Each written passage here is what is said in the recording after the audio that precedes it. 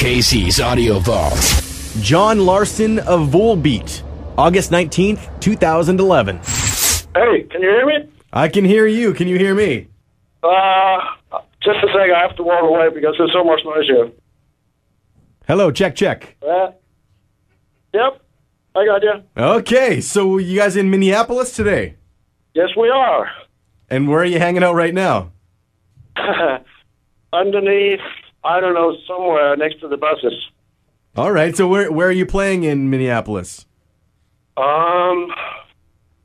This is kind of embarrassing. I actually don't know the name of the club. See if I can find the name on it. Just hang on a sec. Is it First Avenue? Yeah, right. Okay. How have your American dates been going so far? Oh, it's been going really good, actually. A lot of the shows, tons of people have turned up at a lot of the shows, and I think we played well, actually, on this run. So, yeah, I'm very pleased and happy about it. Has Volbeat toured over here in North America a few times now? I think this is actually our 5th or 6th time in America within the last 2 years.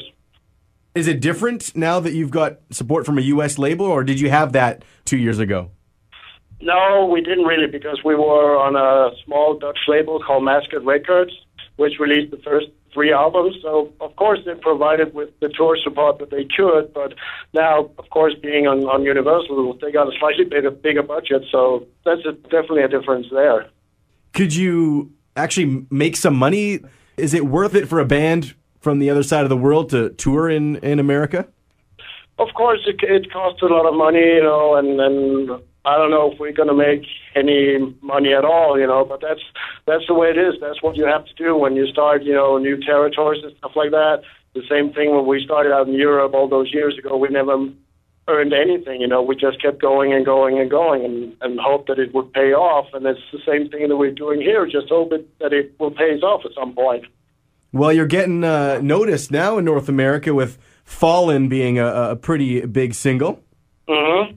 And you've got another one on the way, and we're excited that you're going to be in town tomorrow for MTS Rock on the Range. Yeah. So are we, But yeah, it's true, like you said, it seems like that Fallen is being picked up by a lot of radio stations. It's been playing a lot on satellite radio, and I know that a lot of radio stations are already asking which song will be the next one to be put on the radio. So that's really exciting and definitely something else.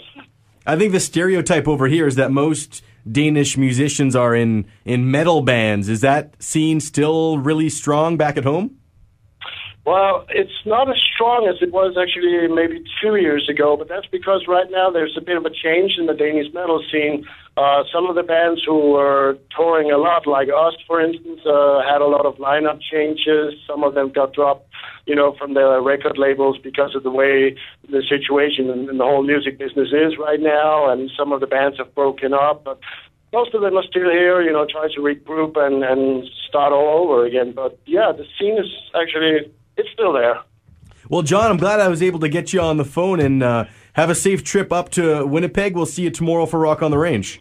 Absolutely, and nice talking to you. All right, John, take care. You too. All the interviews you want on iTunes and at Power97.com. Casey's Audio Vault. Casey Norman is Power 97's music director and can be heard every weekday from 2 till 6 in Winnipeg, Manitoba, Canada. Power 97 is Winnipeg's best rock.